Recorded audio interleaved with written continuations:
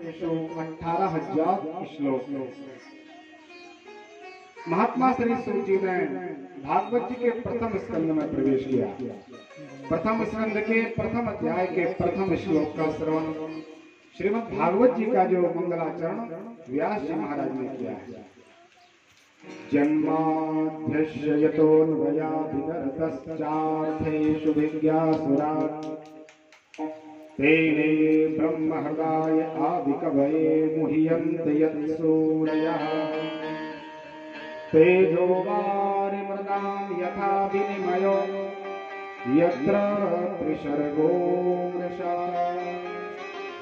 धाम्ना स्वेन सदा निरस्तकुहकम् सत्यं परं धीमहि।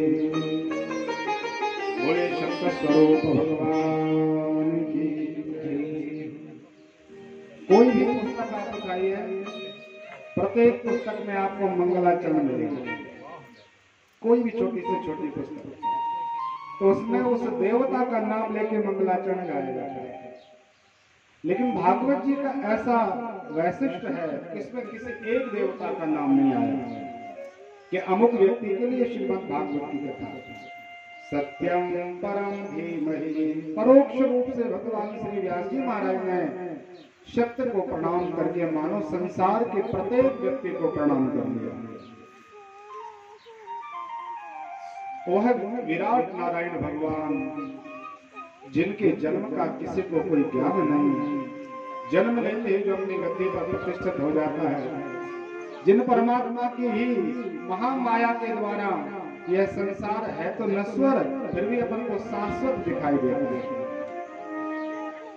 जिन परमात्मा की माया से ही कभी जल में थल तो थल में जल की आकृति अपन को दिखने लगती है, उन सप्त स्वरूप गोविंद को प्रणाम किया। व्यास जी महाराज ने सत्य को प्रणाम किया तो किसी ने पूछा, महाराज जी आपने किसी एक देवता का नाम नहीं लिया और सत्य को प्रणाम किया। मैंने परम सत्य भी सुना है। देखिए आपका धर्म सत्य है, धर्म न दूसर सत्य समाना, आगम निगम पुराण बखाना। तो ठीक है महाराज, आपने धर्म मान करके सत्य को प्रणाम कर लिया, लेकिन एक परम धर्म भी होता है। मैंने सुना है कि महाराज ये तो आपका परम धर्म है, इसको करना ही चाहिए, धर्म से भी बड़ा परम धर्म। तो महाराज जी आप ये बताइए, आपने प्रथम श्लोक में परम धर्म क्यों नहीं लिखा? परम धर्म धीमहि। तो भगवान व्यास जी महाराज ने परम धर्म की व्याख्या की। धर्मा प्रोक्षत कैत्रवोत्र परमो निर्मत्सराणां सतां वेद्यं वास्तव वस्तु वस्तु शिवदं तापत्र्यो नमोदनम्। श्रीमद्भागवते महामुनिकृते किं वा परैरीश्वरः सद्यो हृद्यवरुध्यते त्रिकृतभिः शुश्रूषुभिस्तक्षणाम्। महात्मा व्यास जी ने मंगलाचरण में परम धर्म की व्याख्या करते हुए कहते हैं कि देखिए, धर्मा प्रोक्षत कैत्रवोत्र परमो, परम धर्म यदि आपका कुछ है तो वो भगवान की कथा का आश्रय। इससे बड़ा कोई धर्म नहीं संसार में मानव जाति को। कहा महाराज जी ये कथा सुनने से हमें लाभ क्या होगा? तो बोले त्रिविध तापों का एक तो विनाश हो जाएगा, आध्यात्मिक आदि दैविक आदि भौतिक। आप लोग प्रैक्टिकल करके देखना, प्रयोग करके देखना, बहुत छोटा सा। जैसे आप कोई भी कार्य करते हो और उसका कार्य का जो कार्य का लाभ है वो पूरा आपके ऊपर श्रेय लेते हैं। कई लोग करते हैं, मैंने ये किया, मैं ये करता हूँ, मैं ऐसा करूंगा। तो जो भी आप काम करते हो और उसमें कर्तापन का आपके अंदर अभिमान होता है, मैंने किया, और उसमें कोई ऊंच नीच हो जाए तो बड़ा क्लेश होता है, बहुत परेशानी होती है। कई लोग तुम्हारा डिप्रेशन में चले जाते हैं, बड़े तनाव में चले जाते हैं, अवसाद हो जाता है। वो कब होता है? जब व्यक्ति कार्य के लिए उस कर्तापन का अभिमान करता है कि मैंने ऐसा किया। आज आप लोग एक बहुत छोटा सा सूत्र ले लें और आज से ही इसको अपने जीवन में लगा के देखें। कुछ क्षण के लिए आपके साथ जो भी घटना घटित हो रही है या जो होने वाली है वो सब आप गोविंद के ऊपर छोड़िए। आप विचार कीजिए मैं करने वाला कोई नहीं हूँ, जो होने वाला वो परमात्मा करने वाला है, मैं केवल एक निमित्त बन के काम करूंगा। ऐसा आप कार्य करके देखिए, 2-4 दिन आपका तनाव जड़ से नष्ट हो जाएगा। कोई किसी प्रकार का तनाव आपके जीवन में नहीं रहने वाला। तो जो भगवान का आश्रय लेते हैं, जो भागवत की कथा का आश्रय लेते हैं, उनके यही तापत्रीय विनाश है। घटनाएं तो घटित होंगी, लेकिन उसका जो मानसिक संताप है आपके जीवन में छू नहीं सकती। किसी प्रकार का क्लेश नहीं होगा, घटनाएं सब होंगी। ऐसे त्रिविध तापों का विनाश करने वाली परमात्मा की एक कथा है। और तत्रा हृदय वरुद्र तेत्र कृत भी, जो केवल श्रवण करने की इच्छा करता है कि मुझे भागवत की कथा सुनना है, तो ऐसा आपने मन बनाया और तत्काल भगवान आपके हृदय में अवरुद्ध हो जाते हैं। बोल भक्तवत्सल भगवान की। भगवान स्वयं आपके हृदय में विराजमान हो जाते हैं। भगवान सुखदेव स्वामी के श्रवण के और व्यास जी के मंगलाचरण का ये 2 श्लोकों का गान श्रवण जब सौनकादिक ऋषियों ने किया तो मन आह्लादित हो गया, बड़ा प्रसन्न हो गया। कहा महाराज जी ये बताइए कि भागवत को सुनने का निमंत्रण व्यास जी ने किसको दिया? तो तीसरे श्लोक में बताया, निगम कल्प तरोर फलितम सुख मुखा अमृत द्रव्य संयुतम पिबत भागवतम रसमालयम मुहुरहो रसिका भुवि भावुका। श्रीमद् भागवत की अनपायनी ग्रंथ को सुनने का 2 लोगों को निमंत्रण आया व्यास जी की तरफ से, केवल 2 व्यक्ति। अन्य लोगों ने विचार किया महाराज जी भागवत इतना महत्वपूर्ण ग्रंथ रचा गया और इसमें केवल 2 व्यक्तियों के लिए क्यों बुलाया, और वो 2 लोग कौन हैं? तो समझाया, रसिका भुवि भावुका, एक तो रसिक हो और दूसरा भावुक हो। उसके अंदर भागवत कथा श्रवण करने की पिपाशा हो, लालसा हो और भगवान के प्रति श्रद्धा का भाव। ऐसे 2 व्यक्ति आएंगे तो हमारी कथा का पूर्ण लाभ लेंगे, व्यास जी कहते हैं। और ये बिल्कुल व्यवहारिक जीवन में नियम लागू होता है। जैसे आपके शरीर में बिल्कुल भूख नहीं है, आप बहुत सुंदर भोजन करके आए, बहुत भाव से ग्रहण किया और जितनी इच्छा थी उससे भी ज्यादा भोजन पा लिया। किसी रिश्तेदार के यहाँ पहुंचे और कहा महाराज जी थोड़ा तो ग्रहण कीजिए, तो आप कहते महाराज बिल्कुल अभी भोजन ही पा के आए, बिल्कुल इच्छा। बार बार प्रयास करने पर भी कोई आपको कितना भी प्रयास करे, कितने भी व्यंजन आपके सामने रख दिए जाएं, लेकिन वो इच्छा जो आपके अंदर नहीं है तो आपको उस भोजन में रस नहीं आएगा। कितना भी भोजन आप करें, थोड़ा बहुत खा भी लेंगे तो आपको उसमें आनंद आने वाला नहीं है। आनंद कब आएगा? जब आपके अंदर उसकी प्राप्ति की पिपाशा हो, लालसा हो, भूख हो। ऐसे ही व्यास जी ने कहा कि भागवत जी जो है, यदि किसी के भी प्रकार से बिना मन के, बिना किसी प्रकार के भाव के कोई यहाँ बैठ के कथा सुन भी लेगा तो महाराज वो आनंद आने वाला है। जो आनंद एक भूखे को प्राप्त होता है, जो आनंद एक रसिक को प्राप्त होता है, इसलिए इसमें केवल रसिक और भावुक व्यक्ति आकर के स्नान करते। महात्मा व्यास जी के इन 3 मंगलाचरणों में 3 श्लोकों में केवल और केवल यही सार दिखाया है कि ध्येय देय और प्रेय वस्तु का आश्रय लिया गया है। यदि ध्यान करने की कोई वस्तु संसार में है, याद करने की कोई वस्तु भी संसार में है, तो सत्य स्वरूप परमात्मा है। यदि आपको कोई भी वस्तु गाना है, कभी मन होने लगा कि भाई मुझे कुछ गाना है, तो आप भागवत के गीत गाइए, भागवत का आप श्लोक गाइए। श्लोक नहीं बनता तो आप मन में ही भागवत जी के सुंदर कथाओं को गुनगुनाइए। कभी पीने का कुछ मन हो जाए कि महाराज हमें कोई वस्तु पेय पदार्थ चाहिए, तो पीने के लिए भागवत का सुंदर फल है। निगम कल्प तरोर गलितम फलम सुख मुखात अमृत द्रव्य संयुतम। निगम वेद को कहा जाता है, वेद नारायण भगवान को वृक्ष बताया है भागवत जी में, और उस वृक्ष में अनेक प्रकार के शाखाएं, अनेक प्रकार के पल्लव आदि लगे हैं। वो पुराण और उसमें इतिहास है, लेकिन उस वेद का सार स्वरूप जो भागवत जी है वो उस वृक्ष का पका हुआ है।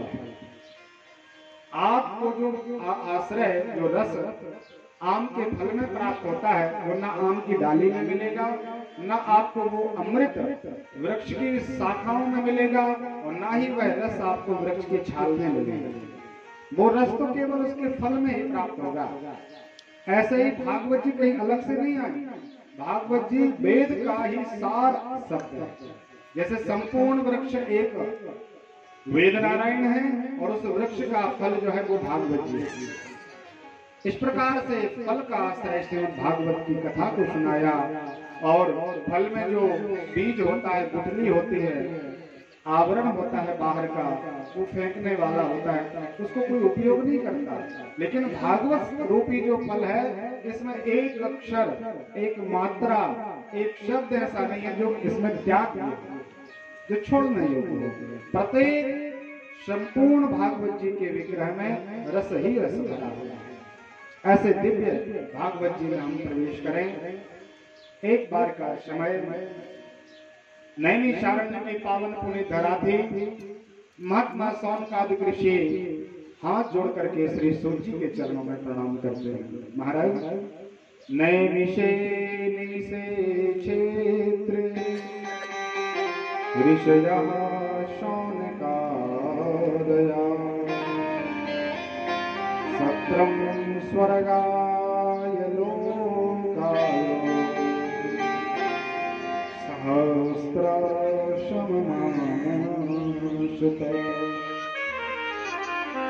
एक बार महात्मा सौनकादि ऋषि 1000 का यज्ञ करने के लिए तैयार है।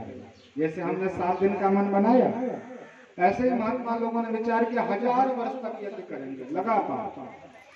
दिन भर आहुतियां डलती थी, प्रतिदिन ऋचाओं का पाठ होता था, अनेक प्रकार के मंत्र गाए जाते थे, नाना प्रकार के पुराणों का वाचन होता था, और जो शाम के समय कुछ अवसर मिलता था यज्ञ के बाद, तब उसमें कथा होती थी, सत्संग होता था, भगवान की चर्चा होती थी। तब महात्मा सौनकादि ऋषियों ने महात्मा सूत जी के चरणों में प्रणाम किया और कहा, गुरु जी महाराज, अब आप हमें दिव्य आश्रय प्रदान कीजिए, हमें भागवत सुनाइए। महात्मा श्री सूर्य जी महाराज द्रवीभूत हुए कि देखिए आज ये शुभ अवसर हमें प्राप्त हो रहा है, हमारी वाणी पवित्र हो जाएगी। हमें जो ये वाणी मिली हुई है, ये जिह्वा जो मिली हुई है, व्यर्थ की वार्तालाप गाली गलौज करने के लिए नहीं मिली।